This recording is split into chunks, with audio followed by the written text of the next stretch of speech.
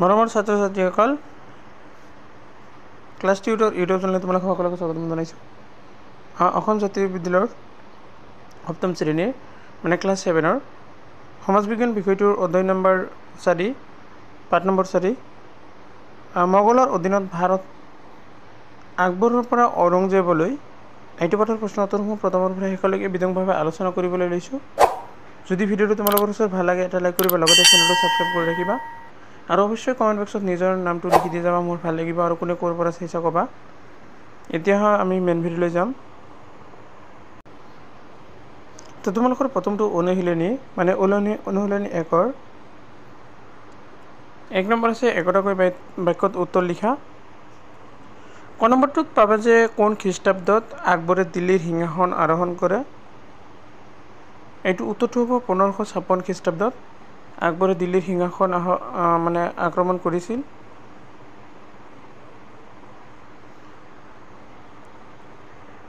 খ নম্বৰটো হ'ল আকবৰৰ অভিভাৱকগৰাকীৰ নাম কি?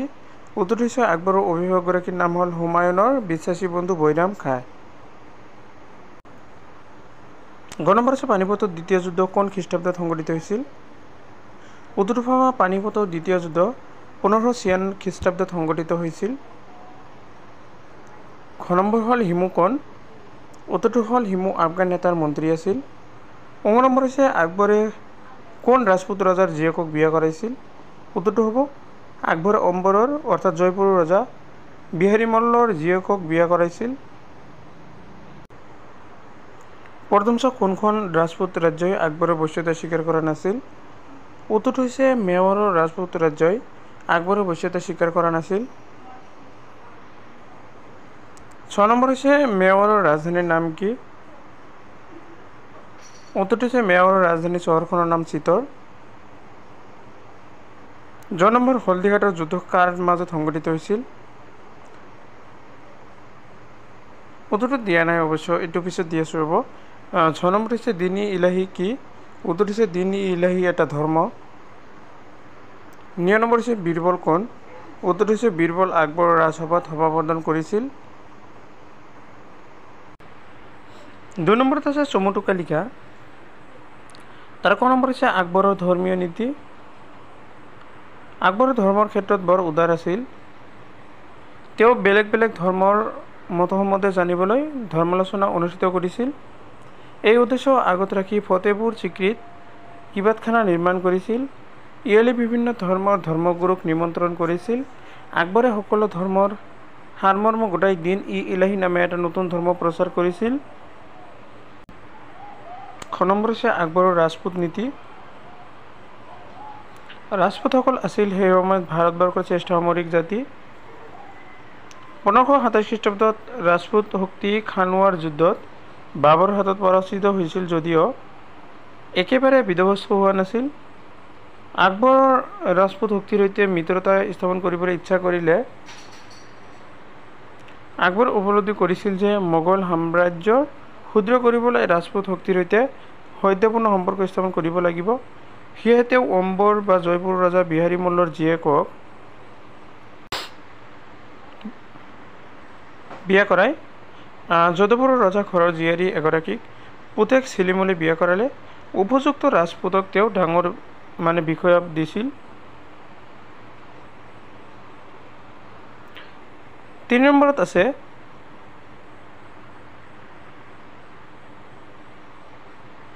আকবৰৰ শাসন প্ৰণালীৰ ওপৰত এটি টোকা যুগুত কৰা। উত্তৰ হৈছে আকবৰৰ শাসন নীতিৰ মূল আছিল উদাৰতা, ধৰ্ম সহিষ্ণুতা আৰু প্ৰজাৰ কল্যাণ সাধন। আকবৰে শাসনৰ সুবিধাৰ কাৰণে সমগ্ৰ ৰাজ্যখন 15টা চুবাত ভাগ কৰিছিল। সুবিধাৰ কাৰণে সমগ্ৰ ৰাজ্যখন 15টা চুবাত, এইটোতো ক'লোই। প্ৰত্যেক চুবাৰ শাসনকৰ্তাজনে চুবেদাৰ বোলা হয়। চুবেদাৰৰ তলত এজন দেৱান বা মন্ত্ৰী আছিল, এজন ফৌজদাৰ আৰু এজন প্ৰধান বিচাৰক আছিল। নগৰ শান্তি ৰক্ষাৰ বাবে কোতোৱাল নামে বিষয়া আছিল। তোডৰমল নামৰ এজন হিন্দু বিষয়াৰ হতুৱাই গোটেই ৰাজ্যৰ মাটি পিয়ল কৰাই মাটিৰ উৎপাদিত শস্যৰ 3 ভাগৰ এভাগ খাজনা নিৰূপণ কৰিছিল। এবাৰ অনুশীলনী 2টো আছে, এইটো চেপ্টাৰৰে।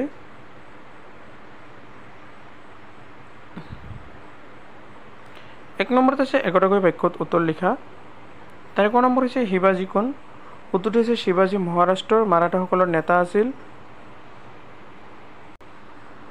খ নম্বৰ হৈছে মীৰ জুমলা কোন? উত্তৰটো হৈছে মীৰ জুমলা হৈছে বংগদেশৰ সুবেদাৰ।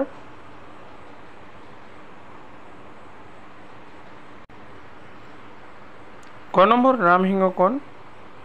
উত্তৰটো হৈছে ৰামসিংহ ৰাজপুত ৰজাৰ মোগল সম্ৰাট ঔৰংজেবৰ সেনাপতি আছিল। খ নম্বৰ লাচিত বৰফুকন কোন? উত্তৰটো হৈছে লাচিত বৰফুকন আহোম সাম্ৰাজ্যৰ ৰজা আছিল।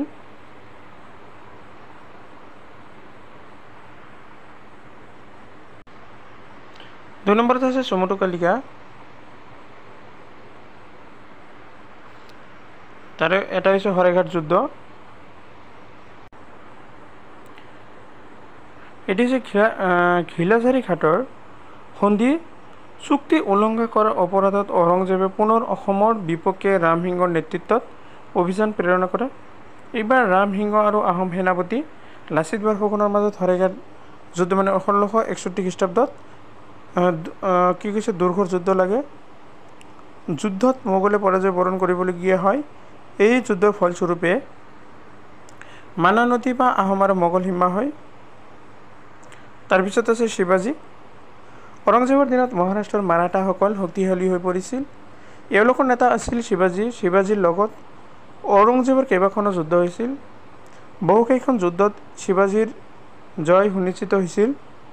1674 খ্ৰীষ্টাব্দত ৰায়গড় দুৰ্গত শিৱাজীয়ে ৰাজ অভিষেক পাতি ছত্ৰপতি উপাধি গ্ৰহণ কৰিছিল। তাৰপিছত আছে জাহাংগীৰ। আকবৰৰ মৃত্যুৰ পাছত পুতেক ছেলিমে জাহাংগীৰ নাম লৈ দিল্লীৰ সিংহাসনত উঠে। জাহাংগীৰে মেহেৰুন্নিছা নামৰ পাৰস্য দেশৰ এগৰাকী দীপলিপ কন্যাক বিয়া কৰাইছিল। বিবাহৰ পাছৰ পৰা তেওঁ নুৰজাহান নামেৰে পৰিচিত হয়। জাহাংগীৰে আকবৰৰ নীতিকে অনুসৰণ কৰিছিল। এবাৰ হ'ল শ্বাহজাহান। জাহাংগীৰৰ মৃত্যুৰ পাছত পুতেক শ্বাহজাহান দিল্লীৰ সম্ৰাট হয়। শ্বাহজাহানে দেউতাকৰ দিনত হেৰুৱা কান্দাহাৰ পাৰস্য সম্ৰাটৰ হাতত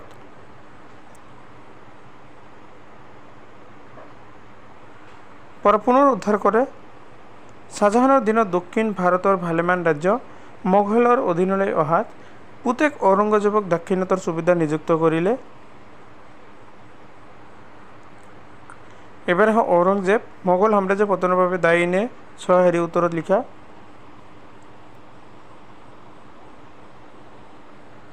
উত্তৰ হৈছে মোগল সাম্ৰাজ্য পতনৰ বাবে ঔৰংজেব দায়ী। কাৰণ ঔৰংজেবে সুশৃংখল শাসনৰ বাবে মনোযোগ দিব নোৱাৰিলে। ৰাজত্বকালৰ বেছিভাগ সময় দাক্ষিণাত্য অভিযানত ব্যস্ত থাকিবলগীয়া হোৱাৰ ফলত প্ৰাদেশিক শাসনকৰ্তাসকলে মোগলৰ অধীনতা দলিয়াই পেলাবলৈ ধৰিলে। এই বিদ্ৰোহ দমন কৰাৰ বাবে অধিক অৰ্থৰ প্ৰয়োজন হৈছিল। তেওঁৰ দিনত প্ৰশাসনিক আৰু আৰ্থিক দুৰ্বলতাই মোগলৰ সাম্ৰাজ্যৰ পতন আনিলে। মুঠতে মোগল সাম্ৰাজ্য পতনৰ বাবে মূল দায়ী ঔৰংজেব। 4 নম্বৰ হৈছে আৰ্থিক সংকটে মোগল সাম্ৰাজ্যৰ পতনৰ এটি অন্যতম কাৰণ যুক্তি সহকাৰে বিচাৰ কৰা। এইটো উত্তৰটো চোৱা। আৰ্থিক সংকটে মোগল সাম্ৰাজ্যৰ পতনৰ অন্যতম কাৰণ হ'ল মোগল সাম্ৰাজ্যৰ শাসনকালৰ শেষৰ ফালে গৃহ বিবাদ আৰু বিদেশী দেশৰ আক্ৰমণ ৰোধ কৰাৰ বাবে বহুতো অৰ্থৰ প্ৰয়োজন হৈছিল। আৰ্থিক সংকটৰ ফলত মোগলৰ সামৰিক শক্তি একেবাৰে দুৰ্বল হৈ পৰিছিল। সামৰিক শক্তি দুৰ্বল হোৱাৰ লগে লগে মোগল সাম্ৰাজ্যৰ পতন